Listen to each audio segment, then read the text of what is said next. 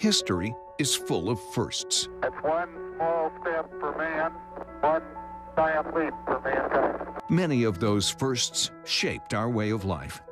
For 70 years, KPRC Channel 2 has been proud to be pioneers in shaping television and Houston history. In a state the size of Texas, I hope everyone can enjoy Causing the storms Thursday.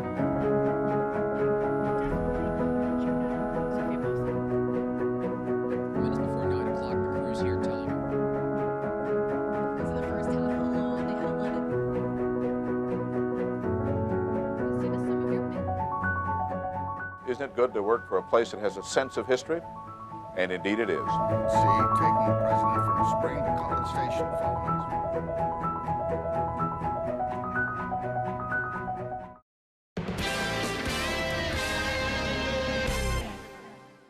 If you have something you'd like Channel 2 Investigates to check out, call the tip line at 713-223-TIPS or email investigates@click2houston.com.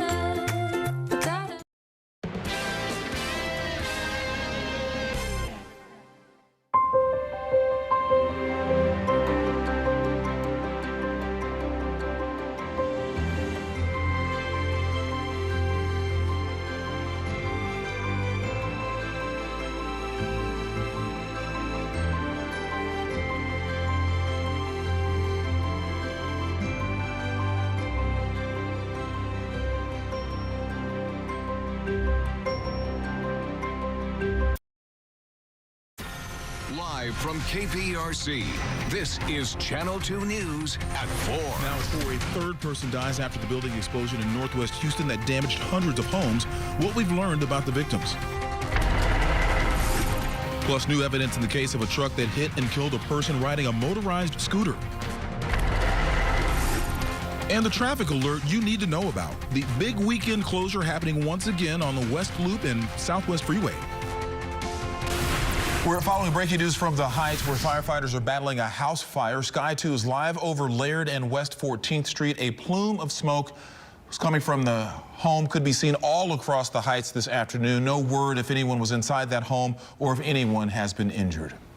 And now to the deadly explosion that rocked one neighborhood in northwest Houston 2 weeks ago today. A third person has died following that blast. Thank you for joining us. I'm Keith Garvin. And I'm Christine Noel. We are now getting our first look at the victim, Gilberto Mendoza Cruz. Channel 2's Robert Arnold is now live in the neighborhood impacted by the explosion. Robert? This is the home where the family lived, and while you can't see it from this vantage point as the crow flies, Watson Grinding is about 3 football fields away from this house. These people were so close. I mean, they didn't know what was going on. You know, I think something to the effect that they thought the house was struck by lightning. Attorney Chance McMillan is suing Watson Grinding on behalf of Gilberto Mendoza Cruz's wife and 2 children. He says the couple was asleep on January 24th when a massive blast leveled the company and damaged hundreds of homes in the surrounding neighborhood. And they suffered some injuries like superficial stuff and stuff like neck and back injuries. Mendoza Cruz went to the hospital that day but was later released. McMillan says 3 days later he wound up back in the hospital when his blood pressure suddenly spiked. After he was released from the hospital a second time, ends up getting out of the hospital and collapses in the hotel that his family was having to stay at because they couldn't go back to their house. Mendoza Cruz died Wednesday, February 5th. McMillan says the family told him Mendoza Cruz had no known medical problems prior to the explosion. However, it will be the Harris County Medical Examiner's office that will determine his exact cause of death. There's just no reason for him to have had this happen when we look at the condition he was in on January 23rd. And McMillan has now filed a lawsuit against Watson as well as several other companies connected to that operation on behalf of Gilberto Mendoza Cruz's family.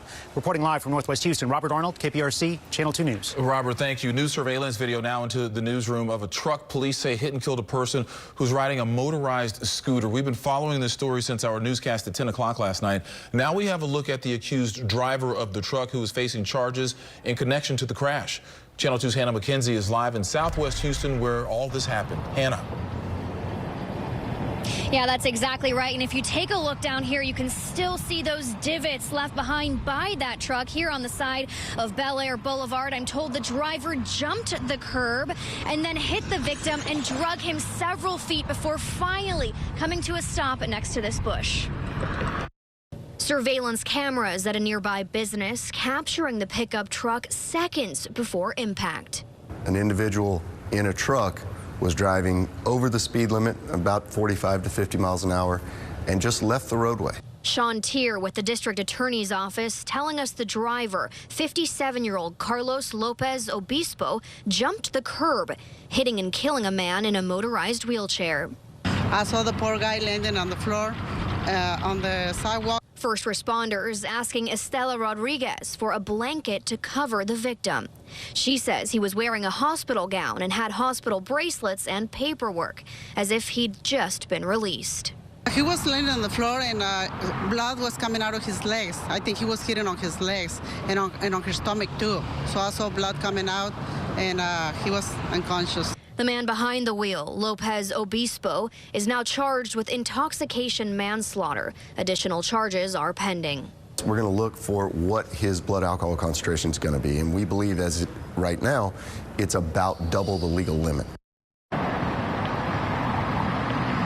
Now, I'm told the victim here went inside this gas station convenience store just moments before this fatal crash, and you'll hear from the last person who spoke with him coming up tonight at 6. Live in Southwest Houston, Hannah McKenzie, KPRC, Channel 2 News. Hannah, thank you. New at 4, drive-by shooting arrest. This woman, Donavelle Tucker, has been charged with deadly conduct after deputies say that she allegedly shot at a home in Cypress last night.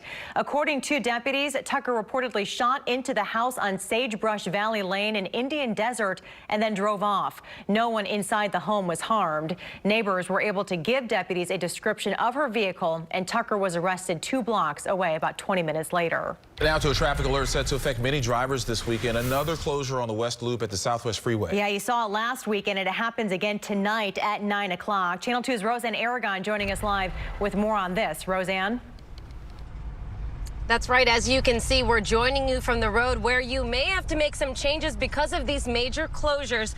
All of these changes happen every weekend in February. This is what you need to know. It's all part of a $259 million project to enhance safety and mobility on the roads. The plan is to use these weekends to work on ultimately widening the connector ramps on 610 at the 69 interchange from 1 to 2 lanes. Now, as for how they're going to do that, it's going to take every weekend in February, every Friday, even tonight at 9. Crews will close both I-610 West Loop northbound and southbound lanes at 69, the Southwest Freeway, so please plan for it. These closures here will stay in effect until Monday morning until 5 a.m. However, the Southwest Freeway itself will remain open. Of course, with all of these major changes throughout the weekend, here is a helpful map of some suggested detours. If you're headed north on 610 West Loop, take the frontage road, and then you can re-enter later. Those headed south can take the detour at Chimney Rock.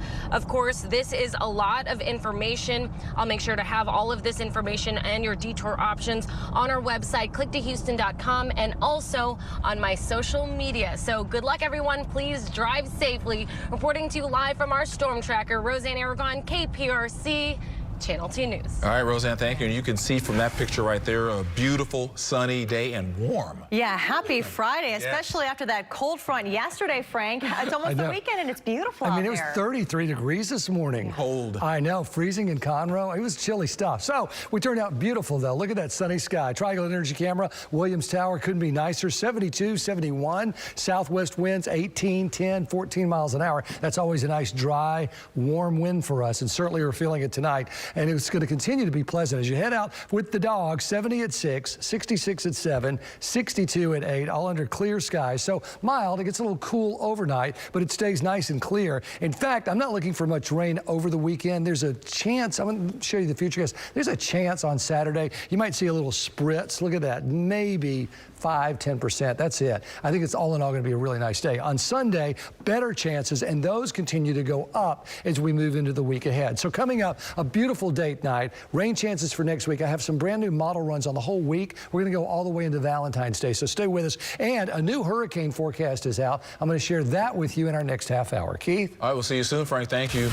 Breaking developments in the helicopter crash that killed Kobe Bryant, his daughter, and 7 others. According to the preliminary report from the NTSB, the wreckage from that crash did not show any signs of outward engine failure. The helicopter crashed into a hillside outside of Los Angeles January 26th. Although the preliminary report has been released, the investigation is far from over. The NTSB is still looking to see if fog played a role in the crash. The final report is not expected for at least a year. Hundreds more Americans evacuated from China are arriving at military bases across the U.S. This is video of one flight landing in San Antonio this afternoon at Lackland Air Force Base. The plane arrived from the Wuhan region of China, the center of the outbreak. Passengers will now undergo a 14-day mandatory quarantine. The CDC says there are 12 documented cases in the U.S. Officials believe the quarantines and enhanced screenings travelers are now facing will help slow the spread of the virus. Although the virus represents a potentially very serious public health threat, and we expect to continue seeing more cases here, the immediate risk to the American public is low at this time. The CDC test results are pending for about 100 people. And coming up at 5 o'clock, Channel 2's Andy Sirota is in Chinatown with more on the coronavirus concerns. Andy is talking with business owners about how concerns about the deadly virus have affected businesses in the local Asian American community. It's been an emotional day for the Freeport Police Department. Today marks 1 year since Abigail Arias was sworn in as an honorary officer. Yeah, although the relentless 7-year-old is no longer with us, she was remembered today with a very special tribute. The organization Saving a Hero's Place built an honor chair in little Abigail's memory. Her iconic phrase, "Stay relentless," is written on one of the cross rails, and llamas, her favorite, are carved into the other. The chairs are built and then given to agencies to ensure that their fallen first responders are never forgotten. Abigail's family was certainly touched by the tribute. It's very comforting to have all the people surrounding us and letting us know that she's remembered and she's still loved. Abigail passed away in November, but her legacy certainly lives on. We are honoring Abigail with our series called Bells for Abigail. If you have a video of your child ringing the end of treatment bell, upload that video to click2houston.com/Bells for Abigail. We would certainly love to see them, and certainly thinking about Abigail's family and brothers and sisters in blue today. Yeah, the ones we've gotten so far have been amazing. Yeah, certainly. Well, a big night in the race for the White House. Coming up, a look ahead to tonight's Democratic presidential debate ahead of next week's New Hampshire primary. And a closer look at the severe weather still affecting people along the East Coast. And we want to give you a live look at the West Loop and Southwest Freeway. This is from Sky 2. Crews will close all I-610 West Loop northbound and southbound lanes at the Southwest Freeway tonight at 9 o'clock until Monday morning at 5. The Southwest Freeway will remain open. Houston.com. You're watching Channel 2, Houston's home for news. A nasty storm system is still making a big mess up and down the East Coast today. Yeah, that deadly system caused tornadoes, flash flooding, and heavy snow across the country this week. So far, at least 4 weather-related deaths have been reported across the South. Now, survivors are busy cleaning up what the storm left behind. Rescue crews also were busy saving lives. In South Carolina, a group of about 30 workers had to be rescued from a flooded building in Greenville. I can't swim, so we need help. Yeah, the storm system has left the area, thankfully, for everybody who was involved in the case. Without a doubt. Yeah, it's moved on, but I tell you, it leaves in its wake something to remember for a long, long time. Yeah. That's tough stuff. We were lucky. I mean, here we had a little bit of a spritz of snow and sleet, and now this beautiful day. Yeah. I know. We can deal with the cold, just a little bit of it. We always get our turn, so enjoy. We do get our turn, Enjoy yes. what we have when we have it. Yes. Yeah. So, in the meantime, happy Friday. We made it to the weekend, and it is glorious outside. Just a jewel. Speaking of which, Jules Positano, she's a big storm pinner there. Loves to put stuff on Click to Pins. And what a beautiful day. She woke up to that sunrise in San Leon this morning and wanted to share it. In the meantime, ozone watches today because of all the sunshine, but we're not expecting any for tomorrow. It's been really windy today, so I don't think we've had too many issues, but just an FYI.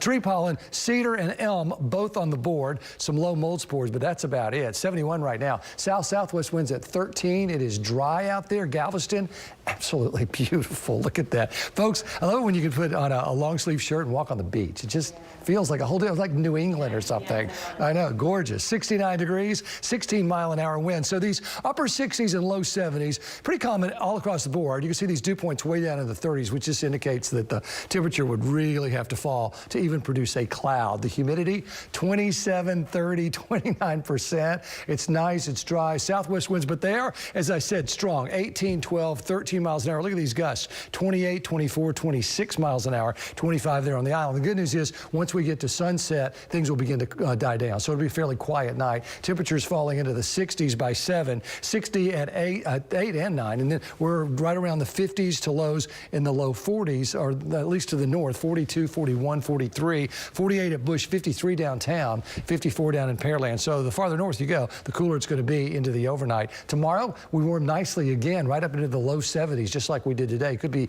even to 74, 75 in spots. So Exact Track radar shows not much, which is good. Here's a look at the FutureCast. Nice weekend start. You can see a little more cloud cover on Saturday. I'm not going to put any rain in. Sunday, especially by nighttime, a 20% chance, but that's about it. It gets a little unsettled as we go into Monday and Tuesday and Wednesday because of these systems coming out of the southwest. So those are the umbrella days, and maybe Thursday morning. But the good news is it looks like now the system is going to push on out of here. So when we get to late Thursday and Friday, everything's looking pretty good for Valentine's Day. So that's nice. As far as rain amounts, heaviest are going to be off to our northeast. You can see that big bright yellow area. That's as much as 6 to 8 inches across that area over the time period. And this is through Thursday. For us, 2 to 3 inches of rain, a possibility, all told, not all at once, hopefully. In the meantime, here's a look at your forecast. For the next 7 to 10 days, Sabercats tomorrow, as well as the Houston Roughnecks, Galveston Marathon on Sunday. Chance of rain's 20% Sunday night. Monday, 60, 70, 80, Monday, Tuesday, Wednesday. The front comes through. That clears us out Friday and Saturday, cools us down again, 60, 64 with lows in the 40s, and then Sunday and Monday of the following weekend and week, we get into at least a rain chance. But like you said, it is the weekend. It's pretty glorious. It's going to continue to be pretty nice all the way to the end of it. And then we'll be back here Monday talking about rain. Yes, we will. Right, yeah. Yes, we will. We'll cross that bridge when we get there. Looks like we'll be snuggling on Valentine's Day. A little cool. I'm trying to help. Yeah, okay. The hearts are really helping, I think. All right, thank you, sir. All right. Have you or your friends ever posted a picture of your meal on Instagram or Twitter? Well, coming up, how social media can affect your eating habits. And the concerns about moms following doctors' advice when it comes to sharing a bed with their infants. Tonight on NBC. And topping your health headlines, many mothers don't follow expert advice when it comes to sharing a bed with their infants. The American Academy of Pediatrics recommends sharing a room, but not the same bed for a baby's first 6 to 12 months. But a new study from the University of Virginia reveals fewer than half of mothers actually practice these guidelines. Those with less education were more likely to bed share. Research shows bed sharing can increase the risk of sudden infant death syndrome. Many middle-aged adults are worried about paying for their health insurance. Researchers from the University of Michigan polled over 1,000 adults in their 50s and 60s. More than a quarter said they were worried about being able to afford health insurance in the coming year. That number increased to nearly half when they looked ahead to retirement. Also, more than 18% avoided seeking care or had not filled a prescription due to the cost. British researchers have found that people who use social media tend to copy their friends' eating habits. Yeah, a study found college students ate more fruits and vegetables if they thought their peers did. But they also ate more junk food if they believed their online social circles also indulged. Experts say these perceptions could come from seeing friends' posts about food or a general impression of their health. Netflix says it hears the critics loud and clear what the popular streaming service is doing about a feature many users have found annoying. And a consumer alert, the safety risk that has one company recalling this carrier for infants and toddlers. And getting a live look from Sky 2 at the Waco Bridge. The bridge over I-10 was closed Wednesday night for reconstruction. As a result, I-10 between Waco and Gregg will be shut down in both directions this weekend as crews demolish the existing bridge. The connector ramps from the East Tex Freeway to I-10 eastbound will also be closed. Well, parents of newborns should pay attention to this consumer alert. Yeah, a new recall involves a brand of carriers for infants as well as toddlers. We're talking about the Infantino soft infant and toddler carriers. The buckles on the carriers can break, increasing the risk that the child will fall. The carriers have a black body and black straps or a gray body and black straps. They were sold at Target and other stores nationwide. Consumers should immediately stop using the recalled infant carriers and contact Infantino for instructions on how to receive a free replacement carrier. Dish Network is offering new and returning customers a deal for Sling TV, just $5 for the first month. Dish is trying to boost video subscribers in an area of cord cutting. Dish will offer the first month of its Sling Orange and Sling Blue products for $5. Customers will pay the standard $30 per month after that. The promotion runs through this coming Tuesday. Netflix is giving you more control over what you watch on its platform. Yeah, the streaming service will allow viewers to disable its preview autoplay. Netflix users know that when you log on, a preview of the featured program immediately starts playing. And if you scan too slowly on the streaming site, a preview then plays for each selection you land on. I went through this earlier today and last night. Well, Netflix says they heard feedback from users who did not like the forced previews. The company is sending people to its help page, which explains how to disable the feature. We told you about a police chase that happened just hours before a parade. Coming up, we hear from the officer who helped end the chase before the Chiefs could celebrate their Super Bowl win. And the efforts in Washington today to help those affected by earthquakes that rattled Puerto Rico.